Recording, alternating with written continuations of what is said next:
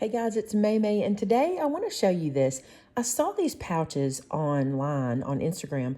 They're called Hemingway pouches, and they hold books, and they're done by Center Street Quilts. And I had an idea to kind of do this in an as-many-as style, so I want to show you what I did. I'm taking 3 fat quarters, so you'll have one for the outside, one for the liner, and one for the bias tape. And then notice here in the middle, I've cut some soft and stable to the size of my fat quarter. Now, I'm not measuring, and if you want the measurements from Center Street, I'll make sure to link them below so you can make these too. But my plan is simply to make 2 Hemingway pouches from one set of fat quarters, if that makes sense. So the first thing I'm going to do is I'm going to quilt this piece. So I've got my lining, my soft and stable, and my outer fabric stacked up, and I'm going to my sewing machine to quilt it. Now notice I have my quilt guide arm. I think that's what it's called. I Googled it to see. But what that arm allows me to do is I can sew a basting stitch down one side to hold everything together, which you can use a basting spray if you'd like. I just didn't. This was pretty casual, so I just kind of basted one side. And then when I go to sew and do my quilting, I just put that little quilt guide on the line I just did, and it helps me to stay straight. And I also was able to set the quilt guide an inch away from the needle. So I know all of my little stitch lines are going to be an inch apart. And I'm only doing lines on this one. I normally would do a grid, but like I said, I was just playing around with the pattern, and so I just did lines in one direction. So here we go. You can see that the sewing, the quilting kind of changes the shape. You see how the edges are not square anymore? That's just kind of the nature of the beast. So what I'm going to do here is just square it up to the largest that I can. So I'm taking as much of my fabric as I can, and I'm just squaring it up. I don't remember what I end up with as far as the finished size, because again, I really wasn't trying to do size as much as I was trying to see if I could make 2 from 1. Going around all 4 sides and cleaning it up just from to the closest part of the fabric that I could get the straightest line from. And I'm just going to do that, like I said, on all 4 sides. And I end up with what I end up with as far as size is concerned. Okay, so here you'll see that we're all squared up. And what I decided to do was fold this guy in half to find the center. So I just fold it in half, lay it down, and I do take it to the iron and do a little crease across that middle fold so that it doesn't go away. So I'm going to cut away to do that real quick and just iron it right there. Now, once it's ironed, I can bring it back over and see that center section. I'm going to use some chalk here and just do a line right down the middle so I can find my middle, the middle section. I like to use chalk. It's my favorite. It just comes off easy. I know there's other pens and stuff, but chalk for me is the dream.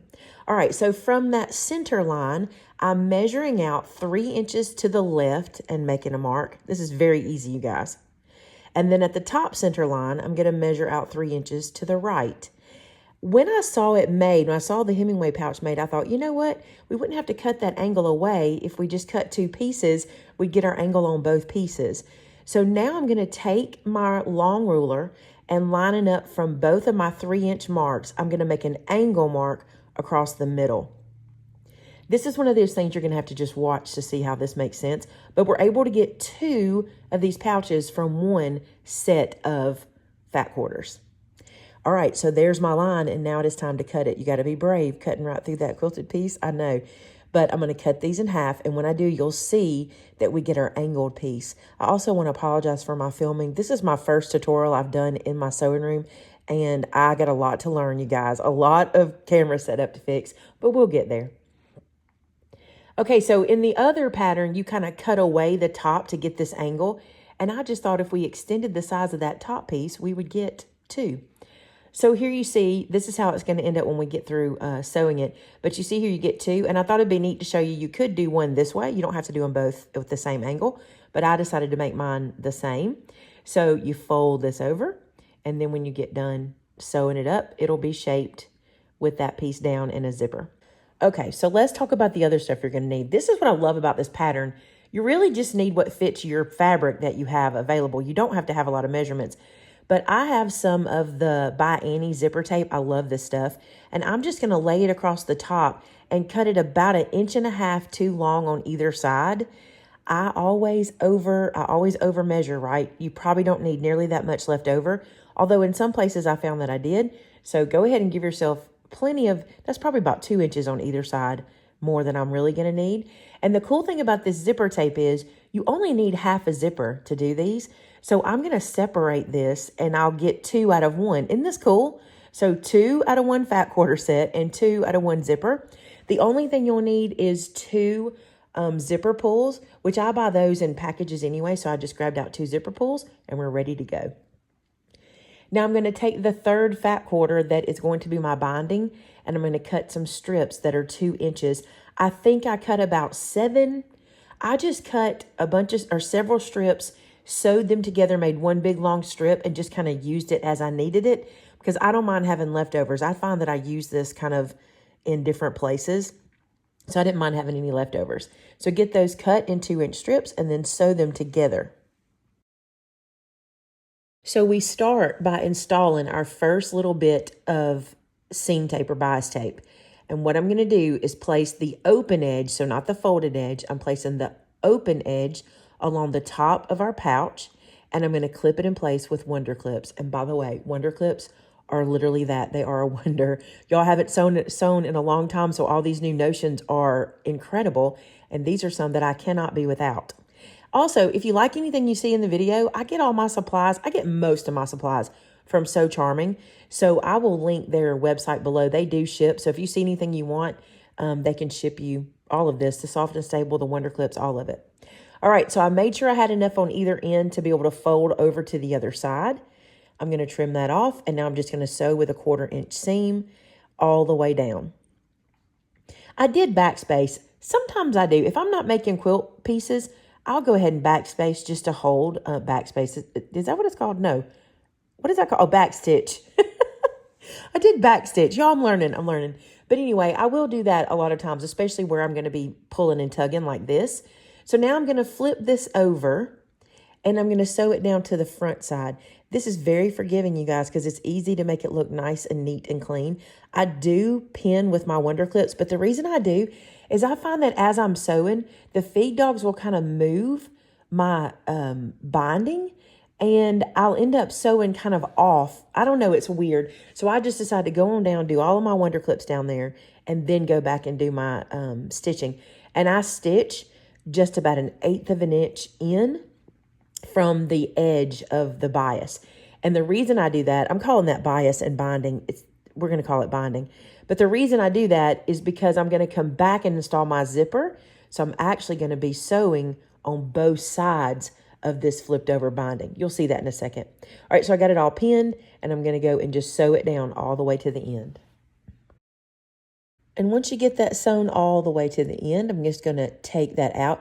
You'll see me use my finger at the top. My sewing machine has the cut feature, so that's why my finger always goes up to cut that off. Do not judge my sewing. It's not great. I just love doing it. All right, so now I'm going to install the zipper. This is super easy. You just lay the teeth up next to the binding. Make sure your teeth are facing up and sew it down. And like I said, you'll be sewing another line on that binding, but it'll clean everything up. And here's what I love. You're only installing this one strip of tape, zipper tape. That's all you got to do. It's very, very easy to make these. If you have people on your list that want a gift and you need it before next week, you literally can have it in no time. I made these in like an hour and a half or 2 hours, no time at all. So there we have our zipper installed. Here, what you want to do is you want to fold this guy over, and I'm going to clip it into place, okay? Because we want to just bring our zipper together enough to have the teeth touch and give us space to put our zipper pull in. And I do think it's important that you clip this before you start doing anything else. Like I'm clipping this from the top. I'm going to put my zipper pull on, and then I'm going to turn this guy inside out. Some people I've seen do this where they just go ahead and turn them inside out at this point. I decided not to do that. I decided to wait. You'll see why in a second. Another tip, I've got to put this zipper pull on, and I'm just going to tell you something. This is not fun. I know there's a way to do it. I have not figured it out yet. I've watched by Annie's tutorial 100 times, and it just doesn't work that easy for me. I do eventually get it. I just have to mess with it. But one thing I would have done or should have done is given myself more excess zipper. I cut off too much. You saw me cut it away. I should have given myself more, but I didn't. So give yourself excess. You'll be happy in the end. And you'll see here eventually I do get it. And I've seen her do this and make it look like there's nothing to it, but so far it hasn't done that for me. But you see, we got it on. All right, so I'm going to zip it up, almost closed.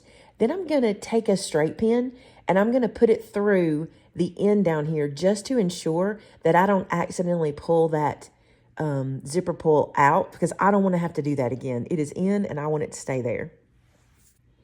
Now at this point, I'm going to turn it inside out. Like I said, for me, it was just easier to go ahead and pin that closed and get my zipper pull on and then turn this inside out. But you do it whatever way works for you. Some people go ahead and just fold them with the inside on the out and just go ahead and get started. This just worked for me. All right, so now all we're going to do is line this guy up in a rectangle shape. So just like we did in the front, but now with the liner facing out, and I add some wonder clips all the way around. And all we're going to do is stitch it closed on two sides, because at this point you'll only have two open sides. The folded side, the top and the bottom, won't need stitching at all. So get your pins on, ever how many you need. And I'm going to take this to the sewing machine and I'm going to sew it with a 1/4 inch stitch. I'm doing that 1/4 inch stitch all the way around those two sides. And that's what I love about it. Like, honestly, once you get to this point, it is so quick, you guys. These are the fastest gifts ever, especially for the book lover in your life. Yes, you can use it for technology like iPads, or even make them big enough for like laptops and things. But what I love is I saw somebody make these, give them to the book lover in their life. And then whenever someone, like if they're reading and they need to throw their book in their duffel bag or whatever, if they put it in this pouch first, the book won't get damaged in their backpack. I love that. My niece Lydia is a book collector and she loves how they look. So I'm like, this is a cool thing for Lyd, because she would be able to keep her book safe. So if you're wondering what they're used for, that's who I would give them to. Okay, now we're just going to cover those seams we just made with the binding. So you're going to do this just like you would if you were binding a quilt. Anytime you add binding to a seam, it's the same thing. I'm going to lay the binding down on top, and I'm doing it from inside of the pouch, which is even better, because if you're not good at this binding thing, this is a good place to practice, because it's going to be on the inside of the pouch. You're not going to see it. So you can see I stitched that piece on, and then I do stitch off the bottom, and then I pull that piece out straight, fold it back over, and then stitch down. This is not a binding tutorial. I'm not good enough to do that for you guys yet. So there's lots of good ones out there. So for me, I'm just getting this sewn on and done so I can finish these pouches. All right, so I sew down to the end. Then what I do is I cut about 1.5 inches from the end and fold it back over. Okay, so you can see here, I'm going to cut it on an angle. I like to do an angle because I think it gathers it in better when you do it that way. So do that little angle, and I'm just going to flip this forward, lay it down, and finish stitching. That'll all get caught when we flip it over. It's just a good way to end it. And like I said, this is all inside the pouch when it's done anyway. There's another tool that I just learned about recently when I started sewing, and that is the stiletto from By Annie. Y'all, I don't know how I ever sewed without this thing. It's like the pokey tool for my sewing room. If you watch my paper crafting channel, you know good and well how much I love my pokey tool. I also love the stiletto. I might even have to get a stiletto for the craft room. Wouldn't that be cool? I think so too. All right, so now we're just going to turn that over. I'm going to tuck in that little area right there just to kind of hide it, the little angle that I cut. Lay this over and stitch it all the way around. Get it stitched all the way down. There's nothing left to it but to turn it in a right side out and you're done. So I was able to take 1 fat quarter size, you know, make a sandwich, give myself my fabric and my soft and stable, and then cut it with that 1 angle cut and get 2 Hemingway pouches from 1 fat quarter. And they're pretty good size. They end up being big enough for a really good size book. So if you needed it bigger, as long as you start with a rectangle, you can do this same thing with anything.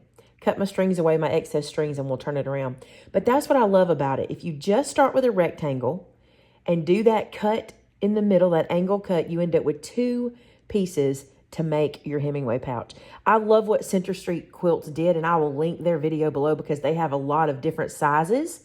And their pattern is down there too. You can get their pattern. So you can make these yourself, but this is just how I did it. I just went, I think this will work, and I'm pretty proud of it. All right, you guys, let me know if you're making them. Tell me in the comments if you're going to try this. I promise you, if you have an hour and a half to sit down in the sewing room, you can get this one done, including the quilting, and have a project out the door, even, packed up and ready to give away. All right, there we go. I hope you enjoyed it as much as I did. And until next time, bye now.